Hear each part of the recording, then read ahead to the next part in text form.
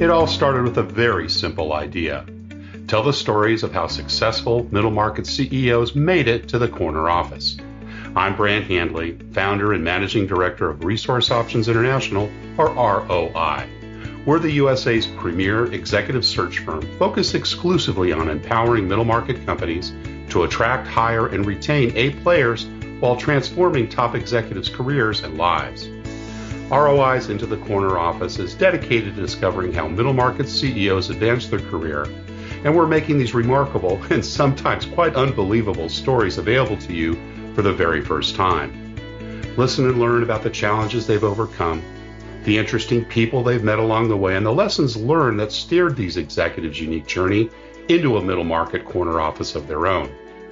I know you enjoy these CEO stories as much as I've enjoyed recording them. So thank you for listening today. And if you like what you've heard, rate us on iTunes or wherever you get your podcasts. I'm looking forward to you joining me on the next great middle market CEO adventure into the corner office.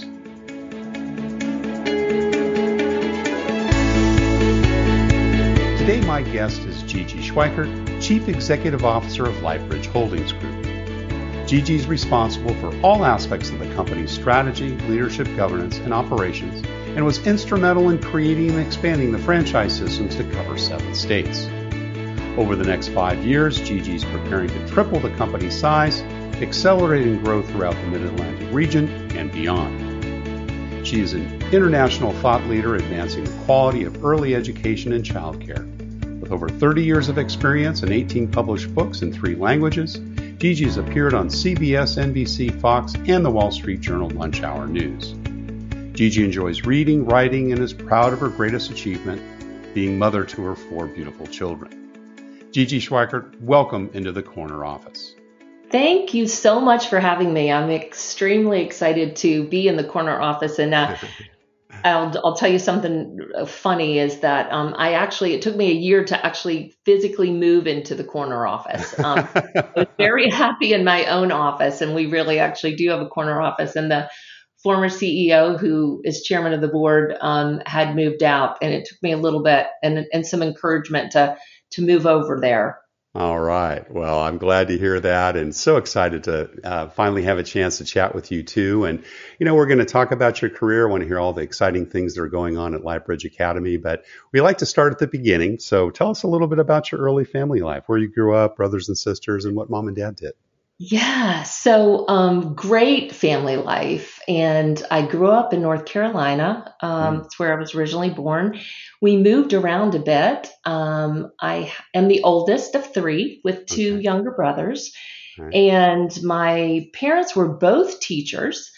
And when I was born, they were living in a 1-room apartment. And my dad said, I've got to do something else to make a little bit more money to support this growing family. And so he went into the pharmaceutical industry and sales. And when he retired at age 55, he was vice president of government affairs. And so he did a great job at climbing that corporate ladder. It was an incredible role model for myself and my siblings.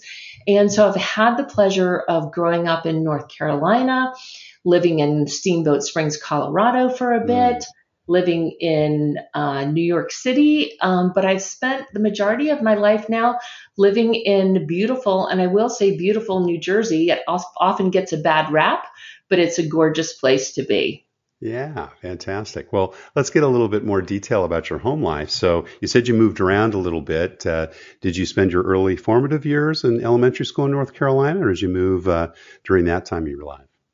So the formative years, I was in North Carolina for elementary, but I think the most difficult time that I had with moving was when my father made the jump from North Carolina to the corporate office here in New Jersey. And I happened to be a junior in high school at that time.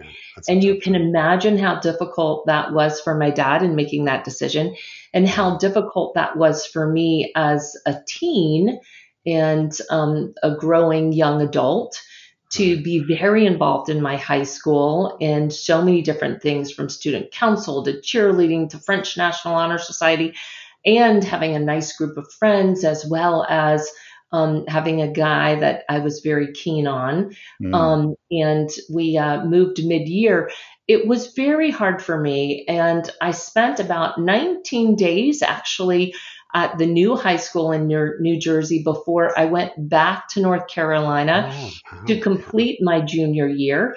Yeah. I would have been, do a little bit of bragging of myself, a valedictorian of Myers Park High School if I had graduated, but I'm probably going to be one of the one of the few CEOs that you've had on the show that doesn't have a high school diploma. So I Okay. moved from 11th grade into college, a small girls' college, where I went into my first year of college.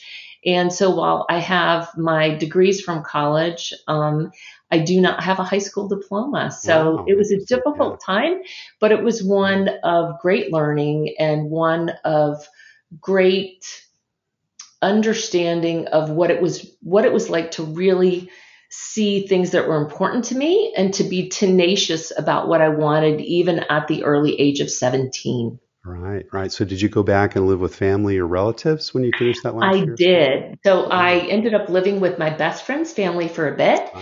and Awesome. also with my grandmother, who wasn't too far from the high school on the weekends. So it was Yeah. a great opportunity to finish out that 11th grade year and then proceed into college after that summer.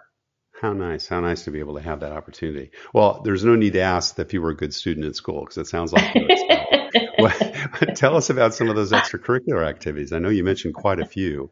What did you enjoy the I most?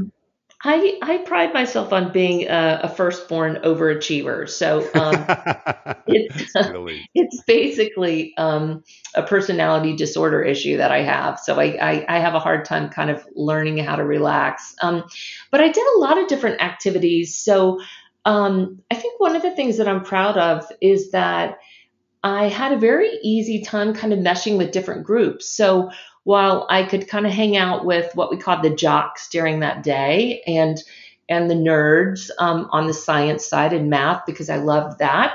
And what was great about it is I really had a very inclusive opportunity for socialization and peer groups, even in high school. And that was a lovely opportunity for me and one that served me really well when I got my first official job, so to speak, when I worked at Right. the United Nations in New York City. And we can talk about that later because there's a bit of a gap of my life in between there. But I think keeping your eyes wide open to recognize that people have different interests and that Mm, generalizations of people based on those interests are not always correct, and that right.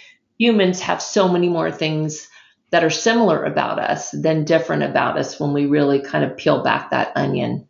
Yeah, yeah. Well, learning was obviously a very important part, given that both your parents were teachers, at least when they started out.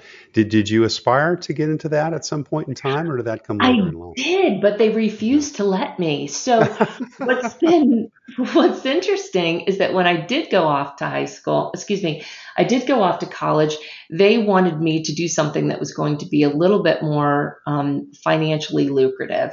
And Okay. because of those good grades, they thought, wow, I think you should do something that has to do with the medical field. Mm. I'll diverge here for just a second to share with you also that my mother refused to let me take typing at that time because she Ah, didn't want me to be a secretary. Little did right. she know that computers would come along and that I would write 18 books and all hand packed or either I audio write very often. But so learning has been a very important piece of that. And they did want me to go into the Uh-huh. medical field. So I was going to be a pediodontist or a pediatrician. And finally, decided that again, I was going to do what I wanted to do, and that was work with young children. So that's kind of what happened when I finished that business degree. I ended up going to Steamboat Springs after college. Told my parents, one of the few lies that I told them, that I had a job out there. I did not, but I did get a job at the Kitty Corral, which is the childcare center on the mountain in Steamboat Springs. had the opportunity to take care of infants during the day and also to teach young children how to ski. And that's really how the road to my wanting to be a teacher, being involved in children, giving back, and always being in that mode of learning really started on the slopes of Steamboat Springs, Colorado. How cool is that? That's great. And university, tell us a little bit about the choices you made there. I know you went to Chapel Hill and then, did some continuing education after that. So the education part is interesting. I believe so much in education, and Carolina was a great experience. My graduate work at Bank Street, which is really known for early childhood education, was a great experience. Getting my teaching degree at Kean University in New Jersey was a great experience. And all four of my own children have and are, my last one is a junior at the University of Colorado Boulder, have completed their higher degrees. But I will tell you what my son often tells me is that college gets in the way of his learning. And so I will tell you that while I did do exactly what I was supposed to do in those institutions, and there were so many good lessons that had nothing to do with the content, and so many great professors who had so much that they wanted to instill upon those they were teaching, that I think I've learned more in life and experience than in what I learned in higher education. What I did learn, though, were good organizational skills, time management, socialization with other people. And I think those skills, more than the content, are what are transformative to your success in life. Right, right. What was that first job you took coming out of college? So the first job that I took coming out of college was the one in Steamboat. All right, got it. Cool. Yeah, but I did start working very young. I started working at the age of 9. I had a summer camp in my backyard. The business model was not really good. I only charged 50 cents for children to come for the day. But from there, I did a lot of babysitting, and I actually started working at a senior center, which is very much like a child care center in many ways, as far as the service concept of it, when I was 15. So I've been working all my life. And even when I took off some time to be home with my own children, I recognized that I'm the kind of person that did a lot of work in addition to caring for them, which was a joy and a pleasure, by being on boards and participating in volunteer things. So it's always been something that's important to me to keep busy. And I say that I'll work forever. Cool. And so you mentioned the United Nations earlier, and I know you did some work in childhood care there. Tell us a little bit about how that connection came about and your time in New York City. Yeah, so that's an interesting story too. So after my first experience at Steamboat, that first year, when the ski season was over, I had the opportunity to work in a child care center at the hospital that was an intergenerational program. So it was a combination of senior program and children's program, and so many wonderful intergenerational activities that were there. Felt my calling, wanting to go back to the East Coast. And that's when I decided that after being at the hospital in the intergenerational program, that I would move out to New York City. And there was someone there in Steamboat who had a connection at the United Nations and used that opportunity to become a teacher at the United Nations, started my graduate work at Bank Street College. And when I left there after 5 years of employment, I was the director of the program. I left after those years I was engaged to move out into the suburbs, take another position, and to get married. Yeah, cool. Well, what was it like? I mean, were you working with international children in that early childhood care? Or tell us a little bit more about that program. So they were children from all over the world. It was absolutely phenomenal for me. Cool. And having grown up in a somewhat I would say, not very inclusive environment where I was. Sheltered. It was Yeah. such a great opportunity for me to meet so many different people from different countries with different cultures, different backgrounds. And so it was phenomenal. The children that I served and we served at that program in school came from all over the world. And it was one of the most exciting times of my life. And it was really fun to get to know people in that way. Parents were very eager for their children to learn English. So it was a primary English speaking educational program. And it was just absolutely, as I said, one of the best experiences that I've had. Super.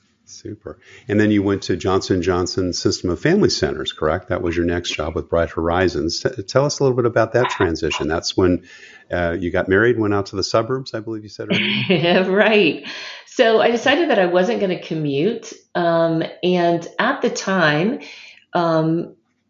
I worked for a company actually called Resources for Child Care Management that eventually became Bright Horizons Family Solutions through 3 different mergers. And I won't go through all of that, but had the opportunity to work with Fortune 100, Fortune 500 companies setting up on-site child care center, which was the first really that was happening during that time.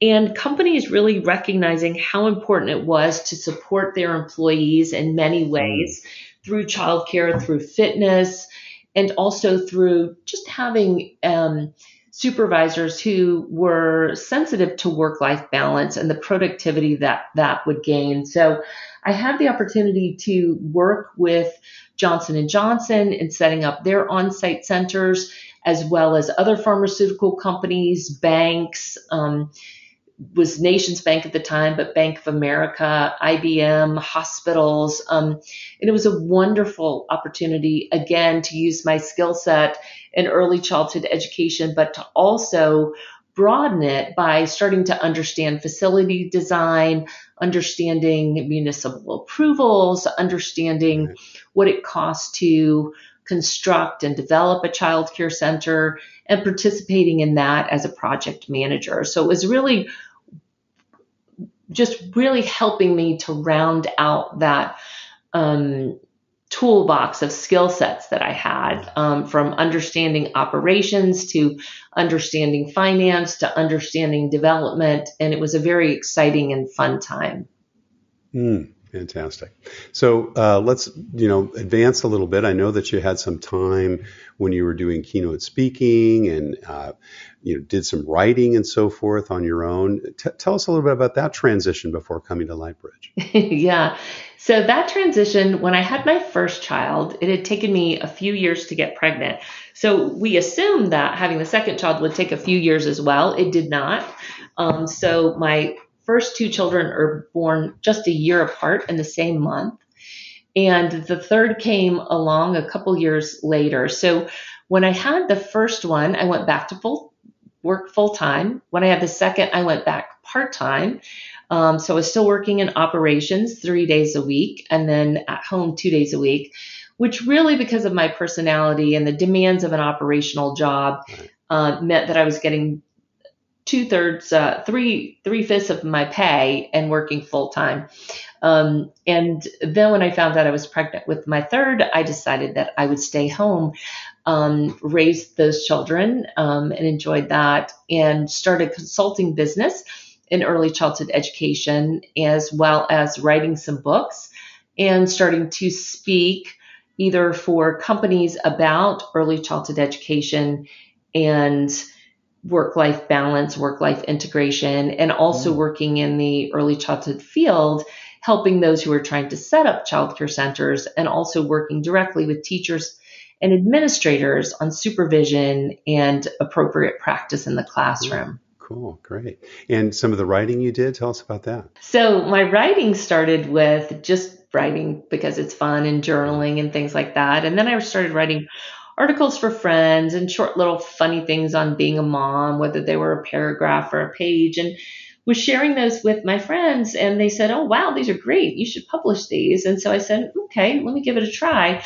And ended up having the opportunity to get a 4-book deal with what is now Simon Schuster, and wrote on parenting. And since then have written books on early childhood education for teachers and for administrators, as well as books on leadership. So, prior to joining Lightbridge Academy, Gigi, what did you know about that organization? So I knew at the time, before I joined Lightbridge Academy, it was actually Rainbow Academy.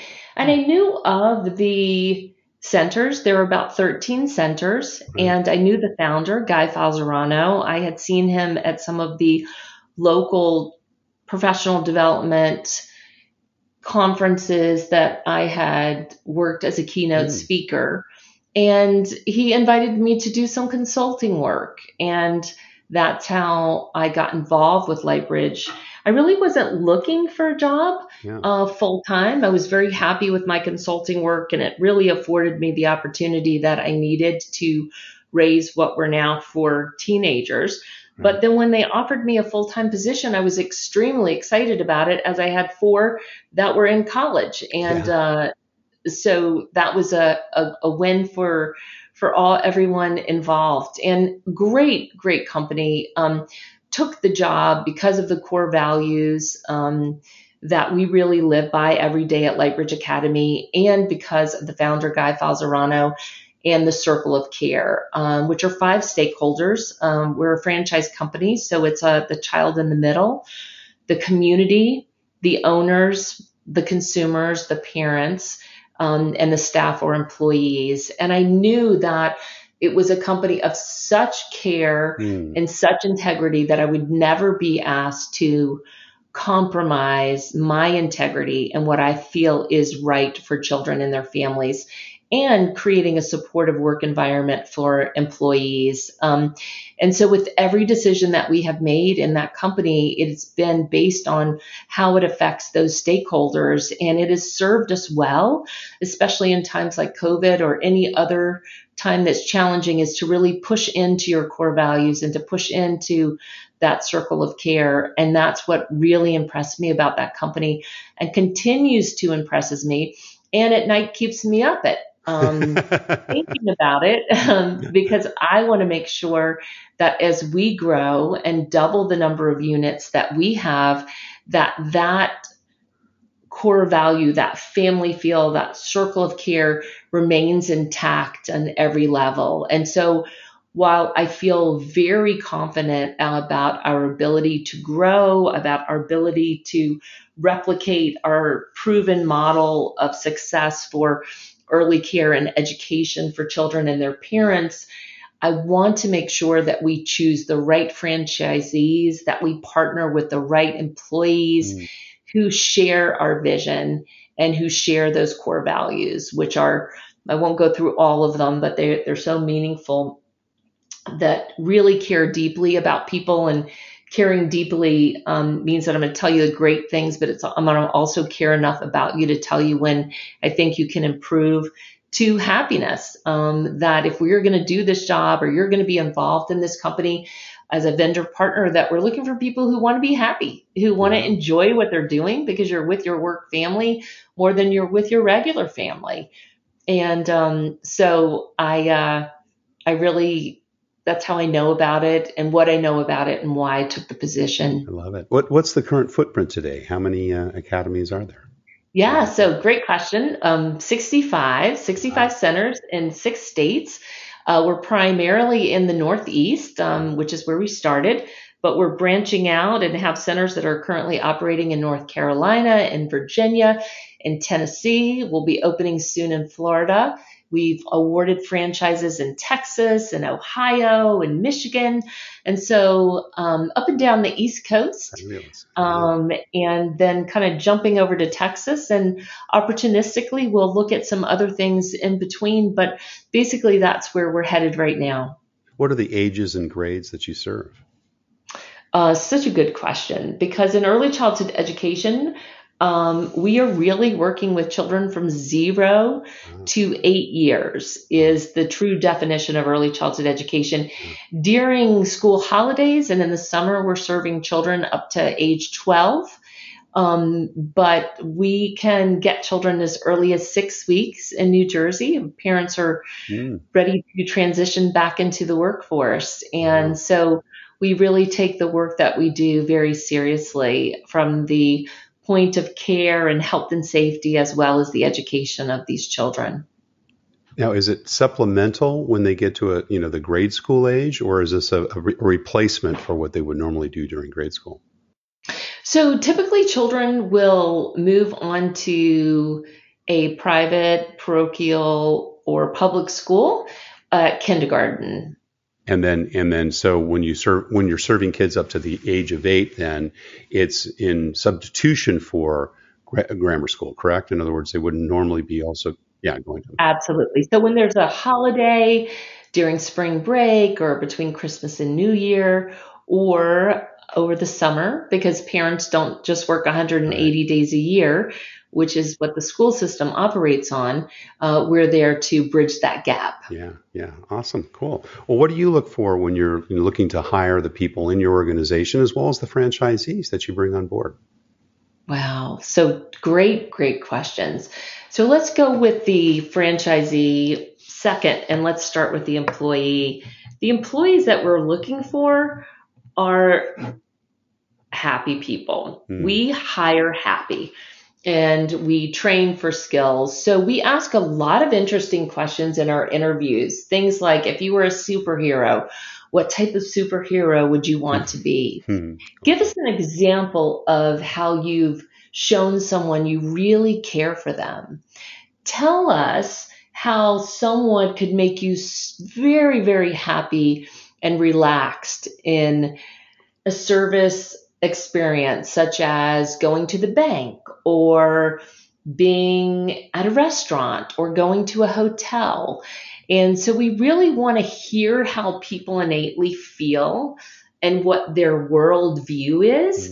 And then in most cases, not all cases, because many of the positions based on state regulations require certain degrees, is that we're able to select people who really do share and who really do have a personality towards being in a service industry. We're also make sure that our employees, as well as our franchisees, take a culture index, which really shows us how they tend to act in the workplace, what their true personality is, and the difference between those two, and the energy they need to use in order to be the person they think they need to be on the job. Cool. So, for example, most people think that I'm an extreme extrovert. And while I love being around people and talking to you and giving talks, is that I don't get my energy from people.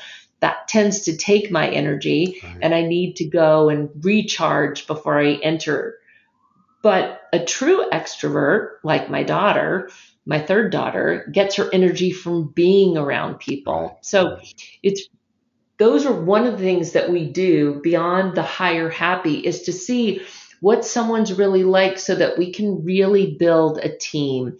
If you can imagine trying to take care of children and having a group of children and a group of teachers in the same classroom, there are a lot of nonverbal cues that are happening between the teachers, the child, and the teacher. And so it's really important that we understand how those teachers work with other adults. So let me move to the second part of your question, which is the franchisee.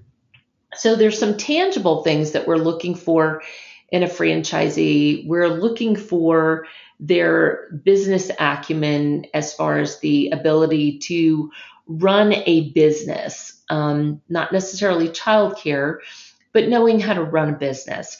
And we're also looking for them to have a certain amount of net worth and a certain amount of liquid capital, so that they can open a business, whether they're going to get an SBA loan or conventional loan or Benetrends, or even be able to use their own money to capitalize the endeavor of opening and running a child care center. So those things, and obviously being in the location of where we're opening a center. But beyond that, and so those are two things that we look for first, is that we're looking for many of the things that we're looking for the employees. We're looking for people who can follow a process, because that's what a franchise model is. It's a proven process. And while we want continuous improvement and we really rely upon franchisees and employees to tell us how we can make that improvement, we also want them to be able to follow the process that we know works. We're also looking for those franchisees who believe in the core values of integrity, of happiness, of caring deeply, of delivering wow customer service. And most importantly, we're looking for people who believe that their why is the service industry, that their why is caring for children. It's kind of a funny story, but really not to me, is that we were doing a discovery day, which is where the franchisee meets the franchisor for an entire day. We spend time together talking about the different aspects of the program. And then at the end of the day and over the next few days, decide if this is a partnership that we want to continue over the course of an awarded franchise agreement, which would be 15 years. And we had a franchisee that met many of the requirements, prospective franchisee, but indicated they didn't like children. So while it can be an extremely lucrative business, I don't think that selecting a franchisee who doesn't like children is probably in our best interest. So starting with people who really can imagine themselves being in the somewhat organized chaos of being around young children, and also being able to supervise at a single site 30 to 40 employees, and doing a multitude of things at one time, are the people that we're looking for, and those people who do it with a smile on their face. Yeah, fabulous. Well, Gigi, we're just about out of time, but we always have one last question we always ask our guests, and that's what kind of life and career advice you'd give to someone that perhaps, has their sights on their own corner office someday. I have always said this to my children, and my dad always said it to me, and that is follow your passion and the money will follow. And I think that and money is relative, but I think what I really mean by that is do something that you love, because you're going to be doing it if you work for a long time, all the time. And you don't get to the corner office necessarily because you're trying to climb that corporate ladder.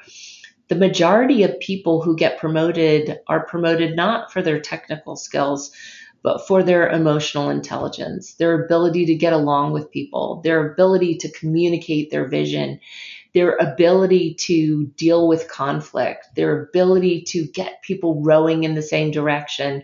And if you're passionate about something, you will do anything that you can to make that happen. Well, Gigi Schweikert, CEO of Lightbridge Academy, thank you so much for sharing your journey into the corner office. Thank you for listening to Into the Corner Office with Brant Hanley. We hope you enjoyed hearing our guest CEO story as much as we did. If you want to hear more CEOs reveal their journey into the corner office, please subscribe via iTunes and tell your friends and colleagues. For more information about Brant, Resource Options International, and the mighty middle market, visit www.goforroi.com. We look forward to having you join us for our next episode.